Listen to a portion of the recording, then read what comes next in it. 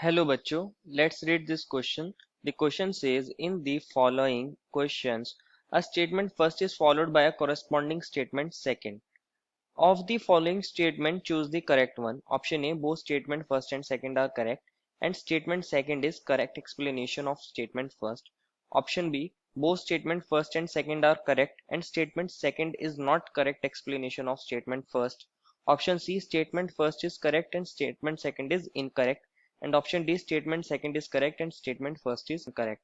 Statement first is graphite is a good conductor of electricity and statement second is it happens due to its structures.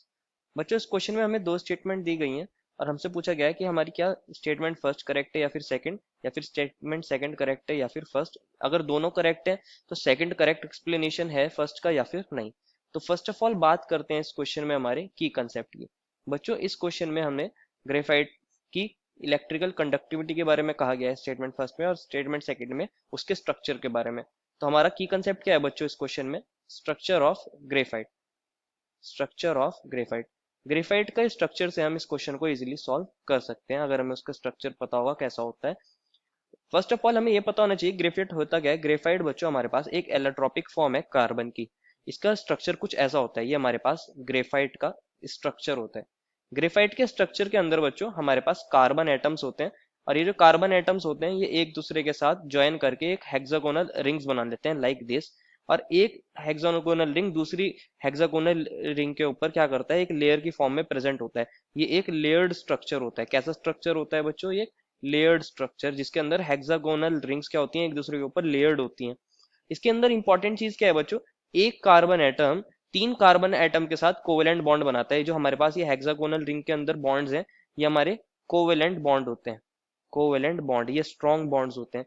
और हमारे पास एक hexagonal ring या एक hexagonal layer और दूसरी hexagonal layer में जो कार्बन कार्बन एटम बॉन्ड्स बनाते हैं, ये हमारे कार्बन एटम बॉन्ड बना रहे हैं। ये किस टाइप के बॉन्ड होते हैं बच्चों? ये वेंडर वॉल बॉन्ड्स होते हैं। Vendor wall bond that is बहुत वीक बॉन्ड होते हैं ये। इस वजह से हमारी हेक्सागोनल लेयर्स जो होती हैं ये एक दूसरे के ऊपर स्लाइड कर जाती हैं, और इसकी वजह से हमारा ग्रेफाइट बहुत सॉफ्ट नेचर का होता है।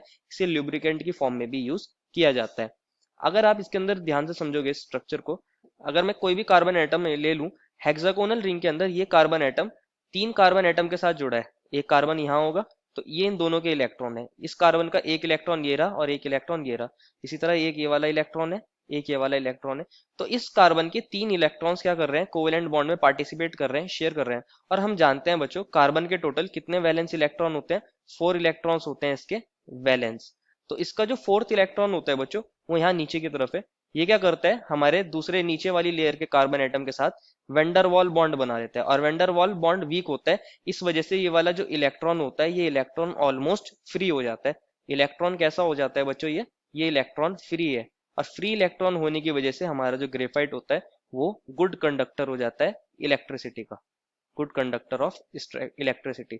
तो ओवरऑल जो स्ट्रक्चर है वही डिफाइन करता है हमारी कंडक्टिविटी ऑफ ग्रेफाइट को।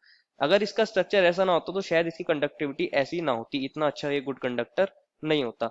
देयरफॉर हमारे स्टेटमेंट्स को दोबारा से देखते हैं। स्टेटमेंट फर्स्ट में हमें कहा गया था कि graphite is a good conductor of electricity, ये बात बिल्कुल सही है।